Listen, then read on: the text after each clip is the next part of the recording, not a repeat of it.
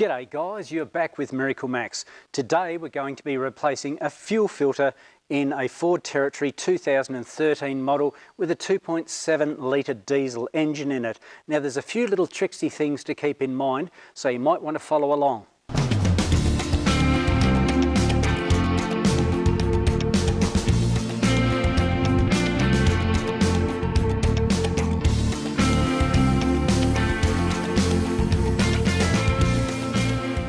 Filters on these V6 2.7 litre diesel engines are kept right here under the bonnet for your convenience.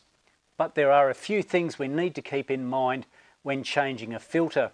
These are notorious for the low pressure fuel pump to fail. That's in the fuel tank way back there. Some technicians have been caught out by replacing the fuel filter and then the thing won't start afterwards. Was it their fault? Well, not necessarily. It's quite possible that the low pressure fuel pump in the tank was not working originally. They quite commonly fail, and as long as the system is primed, it doesn't really need that pump back there. In this particular type of system that uses a different type of high pressure pump. But the problem being is, as soon as we lower the pressure by draining the fuel filter, then we have problems trying to draw fuel back up. So the best thing to do is to find out if our low pressure pump is actually working before we replace our fuel filter here. How can we do that? What we can do is cycle the ignition, and while we're doing that we can listen at the left hand rear wheel and hear if we can hear the buzzing of the low pressure fuel pump. So if we go up underneath, you can see that that's where the tank is located, right there.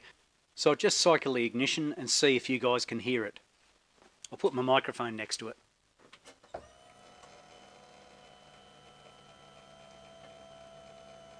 Or if you want to be dead certain, you can remove this connector. This one goes off to your high pressure pump. So if you have a look at the filter that I've got, the new one, you can see there's an arrow coming in here and there's an arrow going out there. This is the one that goes off to our high pressure pump.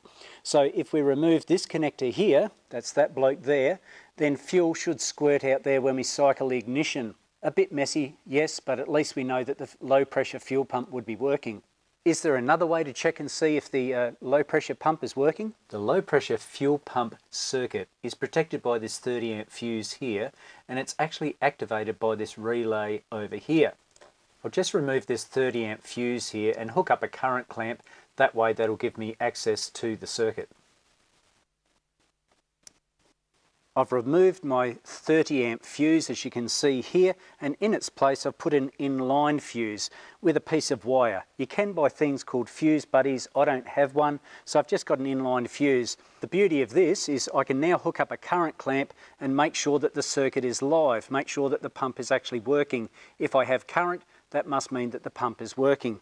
So if I just put it on to 40 amps there, we'll need to zero it, and then I'll set it up for you guys to have a look at.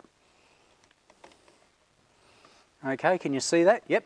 So now I'll just cycle the ignition. We should be able to get some sort of reading on the current clamp there.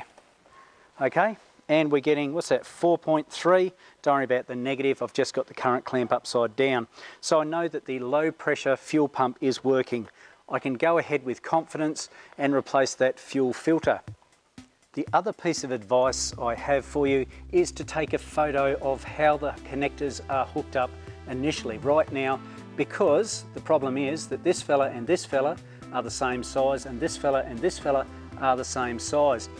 You don't want to hook them up backwards and look like a clown, and then the thing won't start and you've got more problems than you started with. Let's take a photo, shall we? Smile! To remove these connectors, it's not that hard. See these little buttons here? Simply push down on the hose there and push in on that button and it should just wiggle up. It should just wiggle up, I said. There we go, like that. Same with the green ones, like that. Same with this one over here, in the middle. Press on him, and that comes off. And then this back one, you may need something to get to it, I don't know. Got him off, okay. As you can see, there's two the same size here and two the same size here. But these hose connectors only go on one way. How do we get this filter out? On the side of the bracket there is a little buttony looking thing. If you press down on that, you should be able to wiggle that up. That is now removed from the bracket, but we've still got a few other things to remove before we can get it out. Our filter's removed, I've pushed it off to one side, but there is a wiring connector down here that we need to disconnect. Now I think that might be a water sensor, not exactly sure on that, but either way, this little connector here needs to be disconnected. And if you'd like to know, the part number in the RYYZN brand is a Z985. I've now got the filter assembly. I've drained it as best as I can. I've got it on the bench here. There's two screws that need to be removed so that I can get the filter out of the bracket assembly, a Torx bit and a Phillips head screw. Also, I need to remove this water level sensor, and that should slip into the bottom of the new one. I also noted on the new filter that there's a little mark here, and I want to put this correctly oriented in the bracket, so I'm going to mark whatever this little fella is here, corresponding. There's a dot over here, as you can see. That corresponds. Let's have a look there. We turn him around that way. There we go. Look at that. There's a little tiny pointer there. Can you see that pointer? So that lines up with that fella there.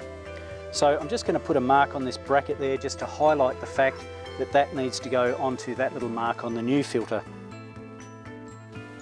There you go. Shouldn't miss that. Firstly, that Torx bit screw comes out.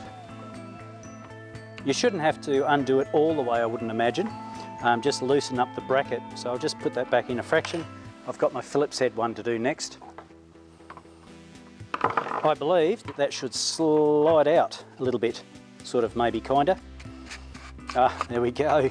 Oh look, it's a two-part one. How nice. Okay. All right, so there's our water sensor on the back that I mentioned. So we need to pull that off carefully. And it should undo. Should be an O-ring on the back of it, I assume. We need to replace that O-ring. You can see that that O-ring's pretty much knackered, isn't it? So here's our new one. They put a sort of a cover on there, and hopefully there's a unscrewable bung. We'll get that off. And there's a nice little O-ring that goes on our water sensor on the other one. I honestly think that this filter has been replaced before. And what they've done is they've stuck another O-ring on top of another O-ring, and that has caused this one on top to actually split. I've got my sensor back in place with that new O-ring. That top bracket lines up with that little black mark there, as you can see. We just tighten that up. Then our bottom bracket needs to go on. This bottom bracket has a cutaway here and here. That lines up with this section over here and this section over here. That should slot into place like that. And then I can turn this around and tighten up that Phillips head screw.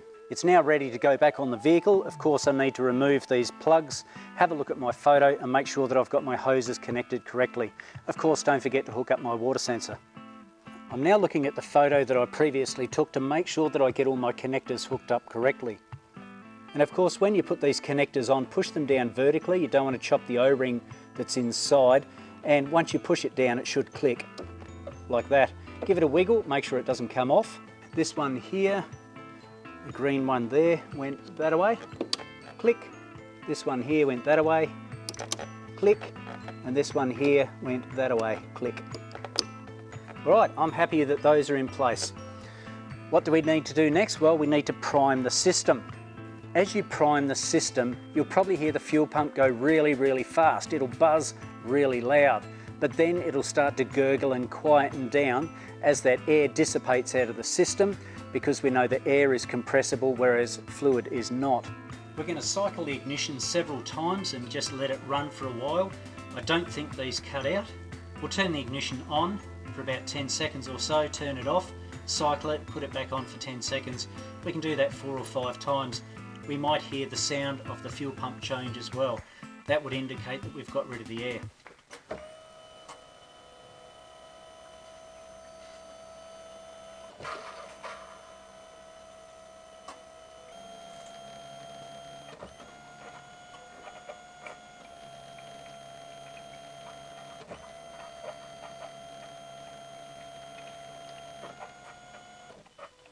Hopefully you're able to hear the fuel pump priming. There's one last thing I need to do before I start the engine, and that of course is to check for leaks. Not only do I need to check for leaks at these connectors at the top, make sure that they're all clipped in properly, yes they are, and there's no leakage around there, but don't forget that sensor on the bottom. There's no leakage from that either. I'm happy to give it a shot, see if I can get the thing started. Of course, the same with any diesel, you need to make sure that the glow plug goes through its cycle. You can see the little glow plug over there, wait for it to go out, and it's gone. We should be right to start the thing now. Oh, beautiful, mate.